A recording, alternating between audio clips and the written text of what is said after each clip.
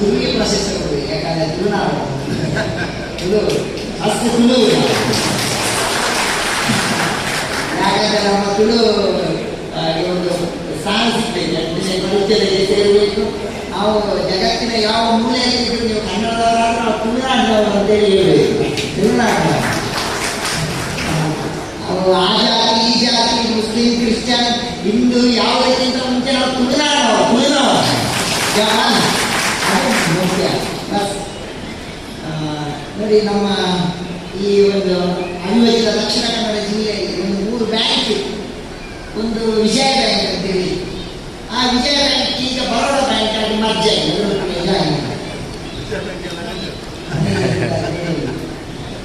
Syndicate bank ಅಂತಿತ್ತು, ಅದೀಗ Canara bank ಆಗಿ ಮರ್ಜ್ ಆಗಿದೆ. ಇನ್ನೊಂದು ಬ್ಯಾಂಕ್ ಇತ್ತು ಕಾರ್ಪೊರೇಷನ್ ಬ್ಯಾಂಕ್, ಅಲ್ಲಿಗೆ ಯೂನಿಯನ್ ಬ್ಯಾಂಕ್ ಆಗಿ ಮರ್ಜ್ ಆಗಿದೆ. ನಮ್ಮ ತುಳುನಾಡಿನ ಎಲ್ಲ ಬ್ಯಾಂಕ್ಗಳು ಮರ್ಜ್ ಆಗಿ ಒಟ್ಟಾಗ್ತದೆ, ಆದರೆ ನಾವು ಒಟ್ಟಾಗುವುದಿಲ್ಲ. ಆದರೆ ಇವತ್ತು ಇಷ್ಟು ಜನ ಒಂದು ಹೊಸ ಬರ್ತಿರೆಗೆ ನೀವೆಲ್ಲ ಜಾತಿ ಮತ್ತು ಮುಕ್ತವಾಗಿ ಒಟ್ಟಾಗಿ ಮರ್ಜ್ ಆಗಿದೆ ನೋಡಿ, ಅದು ನನಗೆ ತುಂಬ ಖುಷಿ, ತುಂಬ ಆನಂದ ಇದೆ. ಒಂದು ಮಾತು ನೆನಪಾಗ್ತದೆ ನನಗೆ, ಈ ದೀಪ ಹೊತ್ತಿಸುವಾಗ APJ ಈ ವೇದಿಕೆಯನ್ನು ನೋಡುವಾಗ, ಜನರನ್ನು ನೋಡುವಾಗ ಮಾತು ನೆನಪಾಯ್ತು ನನಗೆ. APJ ಅಬ್ದುಲ್ ಕಲಾಂ ಮಂದಿರಲ್ಲಿ ಒಂದು ವಿದ್ಯಾರ್ಥಿ ಇದ್ದಾರೆ, ಚರ್ಚಿನಲ್ಲಿ ಕಾರ್ಯಕ್ರಮ. ಅವರು ಹೇಳ್ತಾರೆ, ನೋಡಿ ಈ ಚರ್ಚಿನಲ್ಲಿ ಕಾರ್ಯಕ್ರಮ, ಇಲ್ಲಿ ದೀಪ ದೇವಸ್ಥಾನದ್ದು ಉದ್ಘಾಟನೆ ಮಾಡಲಿಕ್ಕೆ ನಾನೊಬ್ಬ ಮುಸ್ಲಿಂ, ಇದು ಭಾರತ ಅನ್ನುವಂತಹ ಮಾತನ್ನು ಹೇಳ್ತಾರೆ. APJ ಅಬ್ದುಲ್ ಕಲಾಂ ಅವರು ಕೇಳಿದ್ರು, ಈ APJ ಅಂದ್ರೆ ಎಂತ ಅಂತೇಳಿ.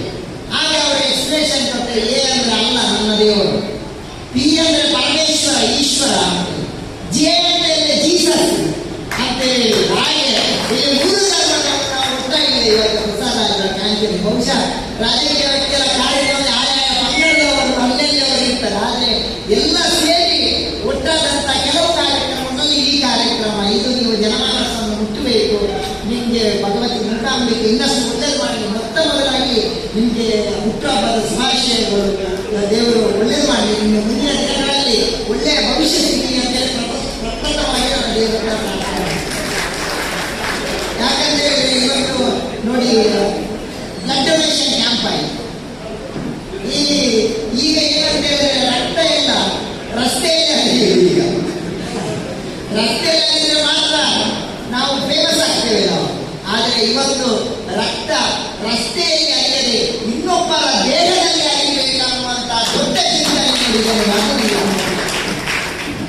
ಇನ್ನೊಂದು ನನಗೆ ನಿಮ್ಮ ವಿಚಾರದಲ್ಲಿ ಈ ಕಾರ್ಯಕ್ರಮಕ್ಕೆ ನಾನು ಬರಲಿಕ್ಕೆ ತುಂಬಾ ನನಗೆ ಖುಷಿ ಕೊಟ್ಟದ್ದು, ಏಕೆಂದರೆ ಈಗತ್ತೆ ಶ್ರೀಜಿತ್ ನನ್ನ ಹತ್ರ ಹೇಳಿದ್ರು, ಮೊನ್ನೆ ರುದ್ರಯಾಗ ಮಾಡಿದ್ವಿ, ಆ ನಂತರ ಒಂದು ಜಾಬ್ ಕೊಡುವಂತ ಮಕ್ಕಳಿಗೆ ಒಂದು ಜಾಬ್ ಕ್ರಿಯೇಷನ್ ಮಾಡೋ ಕೆಲಸ ಮಾಡಿದ್ರೆ ಅದು ನನಗೆ ಖುಷಿಯಾಗಿ. ಯಾಕಂತ ಹೇಳಿದ್ರೆ ನಮ್ದು ಇವತ್ತು ರಾಜಕಾರಣಿಗಳು ಮಾಡುವಂಥದ್ದು ಫಸ್ಟ್ ಕೆಲಸ ಏನಂತ ಹೇಳಿದ್ರೆ, ಮಕ್ಕಳಿಗೆ ಕೆಲಸ ಕೊಡುವಂತಹ ಕೆಲಸವನ್ನು ಮಾಡಬೇಕು. ಮಕ್ಕಳ ವಿದೇಶಿ ಪಲಾಯನ ಆಗ್ತಾ ಇದೆ, ಇವತ್ತು ಕಲಿತಾರೆ. ನಾವು ಈಗ ತುಂಬ ಮಕ್ಕಳಿಗೆ ನೀವು ಸಪೋರ್ಟ್ ಮಾಡ್ತೀವಿ, ನೀವು ಸಪೋರ್ಟ್ ಮಾಡಿ ನಾವು ಕಷ್ಟಪಟ್ಟು ಕಲಿಸಿದ ನಂತರ ಮಕ್ಕಳು ಹೋಗುದು ವಿದೇಶಕ್ಕೆ ಹೋಗುವಂತ.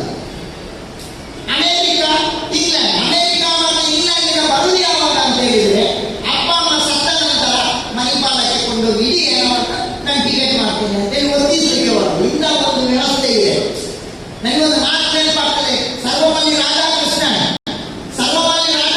ಹತ್ರ ಕೇಳಿದವರು, ನೀವು ವಿದೇಶಕ್ಕೆ ಹೋಗಿದ್ದೀರಾ ಕಲಿಯಲು ಅಂತ ಹೇಳಿದಾಗ, ಸರ್ವಪಲ್ಲಿ ರಾಧಾಕೃಷ್ಣನ್ ಹೇಳ್ತಾರೆ, ನಾನು ವಿದೇಶಕ್ಕೆ ಹೋಗಿದ್ದೇನೆ, ಕಲಿಯಲಲ್ಲ, ಅವರಿಗೆ ಕಲಿಸಲು ಹೋಗಿದ್ದೇನೆ ನಮ್ಮ ಸಂಸ್ಕೃತಿ ಎನ್ನುವಂತಹ ಮಾತು. ಅಂತ ಉದ್ಯುಕ್ತವಾದಂತಹ ಒಂದು ಸಂಸ್ಕೃತಿ ನಮ್ಮದು, ಅದನ್ನು ಕೊಡುವಂತ ಕೆಲಸವನ್ನು ಮಾಡಬೇಕು. ತುಂಬಾ ಜನ ಸೇರಿದ್ದೀರಿ.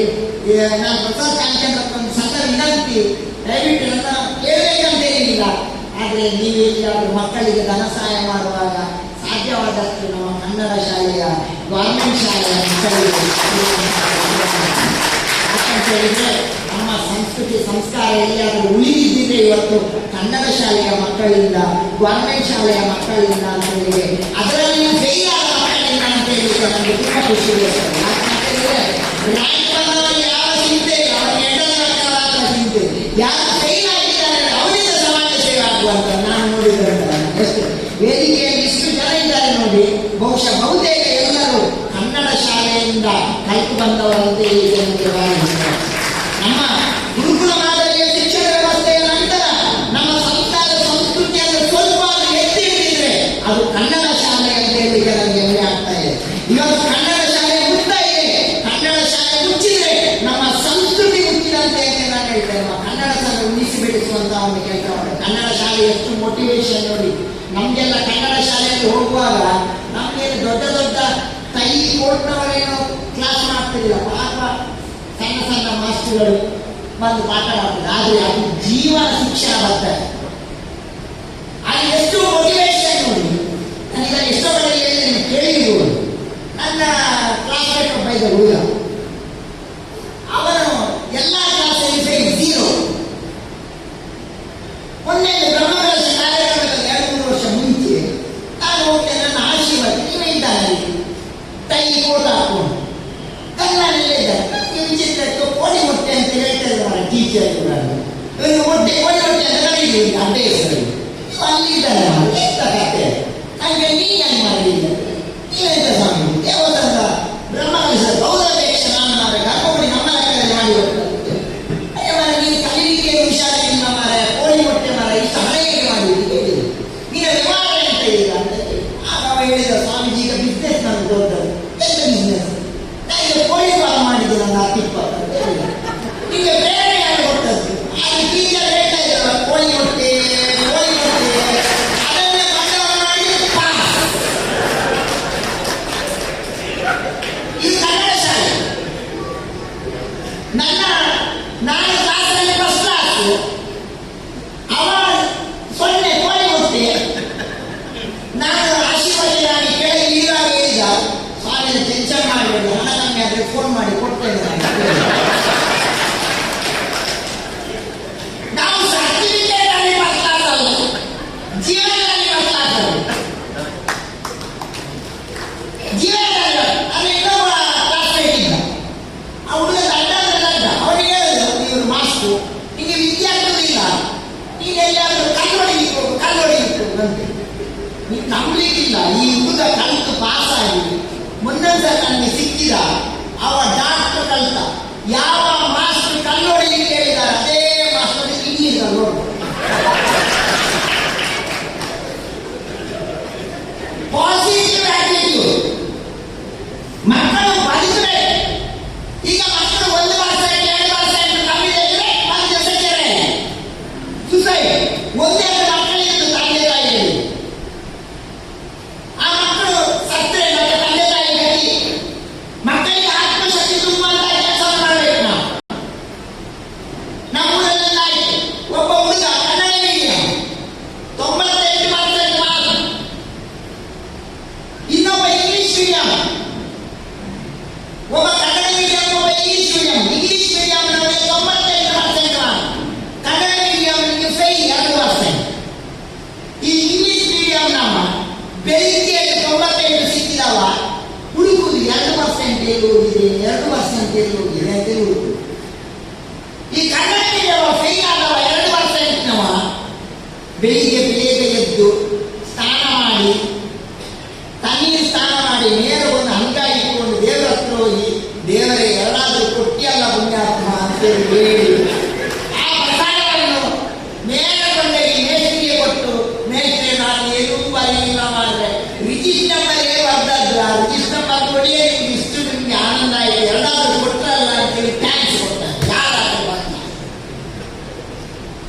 ನೋಡಿ. ನಾವು ಕಲಿಯುವಾಗ ಎದುರು ಬೆಂಚ್ ಫಸ್ಟ್ ರೋ, ಅಲ್ಲೆಲ್ಲ ರ್ಯಾಂಕ್ನವರೆಲ್ಲ ಸ್ವಲ್ಪ ದಂಡ್ರಿ ಹಿಂದೆ, ಪೂರ್ತಿ ದಂಡ್ರು ಕಡೆಗೆ.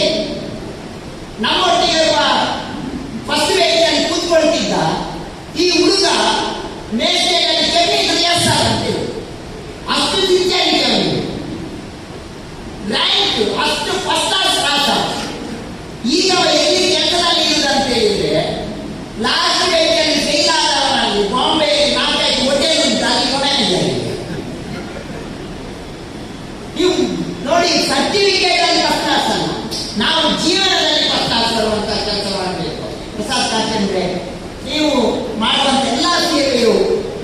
ಜನರಿಗೆ ಖಂಡಿತವಾಗಿ ಮುಟ್ತದೆ. ಯಾಕಂದ್ರೆ ಮನುಕುಲದ ಸೇವೆ ಏನಿದೆ ಅದು ದೇವರ ಸೇವೆ.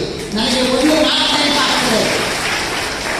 ಭೂಸಲಾಂ ನಾಯನ ಅವರೊಂದು ಮಾತು ಹೇಳ್ತಾರೆ, ನಾವು ದೇವರಿಗೆ ಕೊಡುವಂತಹ ನೈವೇದ್ಯ ಅದು ದೇವರಿಗೆ ಮುಟ್ಟದ ಇರುವಂತೆ ಗ್ಯಾರಂಟಿ ಹೇಳಲಿಕ್ಕಾಗುವುದಿಲ್ಲ.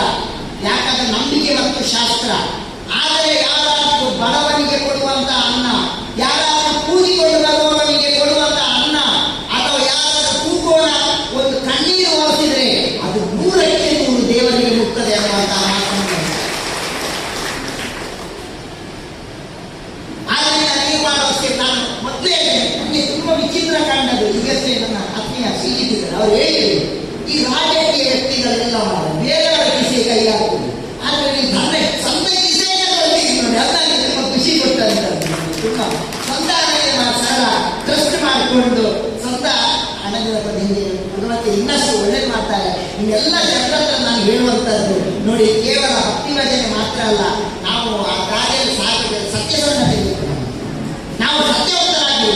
ಮೊನ್ನೆ ನೋಡಿ ಜನರು ಒಂದು ಕಥೆ ಮೆಡ್ರಾಸ್ ಅಲ್ಲಿ ಜನವರಿ 11ನೇ ತಾರೀಕು 2026 ಬೆಳಿಗ್ಗೆ ಎದ್ದು ಒಬ್ಬ ಮುನ್ಸಿಪಾಲಿಟಿ ಹತ್ರ ಪದ್ಮ 100 ರೂಪಾಯಿ ಸೀರೆ, ಕುತ್ತಿಗೆಯಲ್ಲಿ ಕಡಿಮೆ ಗೋಲ್ಡ್ ಇದೆ ಇಲ್ಲ, ಗೋಲ್ಡ್ ಕಷ್ಟದ ಬಡತನದ ಜೀವನ. ಬೆಳಿಗ್ಗೆ 6 ಗಂಟೆ ಎದ್ದು ಇಡ್ಸುಡಿ ಹಿಡ್ಕೊಂಡು ರೋಡ್ ಗುಡಿಸ್ಲಿಕ್ಕೆ ಹೋಗ್ತಾರೆ. ರೋಡ್ ಗುಡಿಸುವಾಗ ಪದ್ಮ ನೋಡ್ತಾರೆ, ಒಂದು ಪ್ಲಾಸ್ಟಿಕ್ ತೊಟ್ಟೆಯಲ್ಲಿ ಏನೋ ಒಂದು ಕಟ್ಟಿತ್ತು. ಅದನ್ನು ಓಪನ್ ಮಾಡುವಾಗ 44 ಪವನ್ ಬಂಗಾರ. 1 ಪವನ್ ಬಂಗಾರಕ್ಕೆ ಈಗ ಮೋರ್ ದ್ಯಾನ್ ಲ್ಯಾಕ್ಸ್, 44 ಲಕ್ಷಕ್ಕಿಂತ ಮೇಲೆ. ಇದನ್ನು ನೋಡಿದಂತಹ ಬಡತನಲ್ಲಿದ್ದ ಪದ್ಮ ಅದನ್ನು ಹಾಗೆ ಮುಚ್ಚಿ ನೇರ ಹೋಗಿದ್ದು ಬಹುಶಃ ಯಾರಿಗೂ ಮದುವೆಗೆ ತಕೊಂಡು ಬಂದಿರ್ಬೋದು, ಯಾರ ಬಡವನ ಇರ್ಬೋದು ಅಂತೇಳಿ ಪಾಂಡಿ ಬಜಾರ್ ಪೊಲೀಸ್ ಸ್ಟೇಷನ್ ಹೋಗಿ ಇದನ್ನು ಯಾರು ಕಂಡೋಗಿದೆ ಅವರಿಗೆ ಮುಟ್ಟಿಸಿ ಅನ್ನುವಂತಹ ವಿಚಾರವನ್ನು ಹೇಳಿದ್ದಾರೆ. ಇದನ್ನು ನೋಡಿದಂತಹ ಮೆಡ್ರಾಸ್ ಗವರ್ಮೆಂಟ್ ಪದ್ಮನಿಗೆ 1 ಲಕ್ಷ ಅವಾರ್ಡ್ ಕೊಡ್ತದೆ.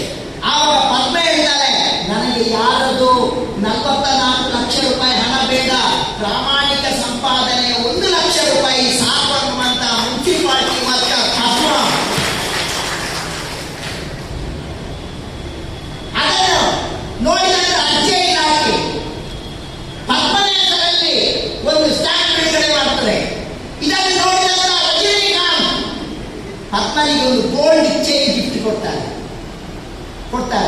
ಇಂಥ ಒಂದು ಸತ್ಯದ ದಾರಿಯಲ್ಲಿ, ಧರ್ಮದ ದಾರಿಯಲ್ಲಿ, ಮಾನವೀಯತೆಯ ದಾರಿಯಲ್ಲಿ ಹೋಗಿ ನನಗೆ ಒಂದು ಕಡೆಯ ಒಂದು ಮಾತನ್ನು ಹೇಳ್ತೇನೆ. ಸರ್ ಸಿ ವಿ ರಾಮನ್ ಹೇಳ್ತಾರೆ, ನನಗೆ ಒಂದು ಅಟೆಂಡರ್ ಪೋಸ್ಟಿಗೆ ಕಾಲ್ಫರ್ ಮಾಡ್ತಾರೆ. ಅಟೆಂಡರ್ ಪೋಸ್ಟಿಗೆ ಕಾಲ್ಫರ್ ಮಾಡಿದಾಗ ಅವ ಬರ್ತಾನೆ, ಅವನ ಅಟೆಂಡರ್ ಕೆಲಸಕ್ಕೆ ಇಂಟರ್ವ್ಯೂಲ್ಲಿ ಫೇಲ್ ಆಗ್ತಾನೆ. ಆವಾಗ ಅವ ಹೋಗುವಾಗ ಕೆಳಗಿಂದ ಸಿ ವಿ ರಾಮನ್ ಕೂತ್ಕೊಂಡಿರ್ತಾರೆ, ಕೆಳಗಿಂದ ಒಂದು ಗುಂಡು ಸೂಜಿ ಇರ್ತದೆ, ಅದನ್ನು ತೆಗೆದು ಟೇಬಲ್ ಅಲ್ಲಿ ಇಟ್ಟ. ಯಾರೋ ಸಿ ವಿ ರಾಮನ್ ಕೇಳಿದ್ರೆ ಏನಿಟ್ಟಿ? ಇದು ಗುಂಡು ಸೂಜಿಯನ್ನು ನಾನು ಇಟ್ಟೆ, ಯಾಕಂದ್ರೆ ಇನ್ನೊಬ್ಬರ ಕಾಲಿಗೆ ತಾಗಬಾರದು ಅನ್ನುವಂತ ದೃಷ್ಟಿಯಿಂದ ಇಟ್ಟೆ ಅಂತ ಹೇಳುವಾಗ ಸರ್ ಸಿ ವಿ ರಾಮನ್ ಹೇಳ್ತಾರೆ, ಇವಾಗ ಸಿಲೆಕ್ಟೆಡ್ ಅಂತ ಹೇಳ್ತಾರೆ. ಯಾಕಂತ ಹೇಳಿದ್ರೆ ನಿಮಗೆ ಮಾನವೀಯತೆ ಇದೆ ಅನ್ನುವಂತಹ ಮಾತನ್ನ, ಅಂತ ಮಾನವೀಯತೆ ಎಲ್ಲರಿಗೂ ಇರಲಿ ಅಂತ ಹೇಳಿ ಎಷ್ಟು ಜನ ವಿಜಯಣ್ಣ ಇದ್ದಾರೆ, ನಮ್ಮ ಸ್ನೇಹಿತ ಡಾಕ್ಟರ್ ಇದ್ದಾರೆ, ವೆರೋನಿಕಾ ಇದ್ದಾರೆ, ತುಂಬಾ ಚೆನ್ನಾಗಿ ಇದು ಮಾಡಿದ್ರು. ನಮ್ಮಲ್ಲಿ ಸುಧಾಕರ್ ಶೇಖ್ ನನ್ನ ಆತ್ಮೀಯರಿದ್ದಾರೆ, ಎಷ್ಟು ನಿಮ್ಮೆಲ್ಲ ದೊಡ್ಡವರದ್ದು ಯಾರು ಡಾಕ್ಟರ್ ಇದ್ದಾರೆ ನೋಡಿ. ನನಗೆ ಖುಷಿಯಾಗಿ ಡಾಕ್ಟರ್ ವೈದ್ಯಕರಲ್ಲಿ ಅಭಿನಂದನೆ ಮಾಡ್ತೀನಿ. ಯಾಕಂತ ಹೇಳಿದ್ರೆ ಡಾಕ್ಟರ್ಗಳಲ್ಲಿ ಎಲ್ಲಾ ಡಾಕ್ಟರ್ಗಳು ಆರ್ಟ್ ಸ್ಪೆಷಲಿಸ್ಟ್ ಆಗುವುದಿಲ್ಲ ಅಂತ, ಆದರೆ ಪ್ರತಿಯೊಬ್ಬ ಡಾಕ್ಟರಲ್ಲಿ ಮತ್ತು ವ್ಯಕ್ತಿಯಲ್ಲಿ ಸ್ಪೆಷಲ್ ಆರ್ಟ್ ಬೇಕನ್ನುವಂತಹ ಮಾತನ್ನು ನನಗೆ ಡಾಕ್ಟರ್ ವೈಯಕ್ತಿಕವಾಗಿ ಅಭಿನಂದನೆ ಕೊಡ್ತಾರೆ. ತುಂಬಾ ಜನರಲ್ಲಿ ಪರಿಚಯ ಇಲ್ಲ ವೇದಿಕೆಯಲ್ಲಿ.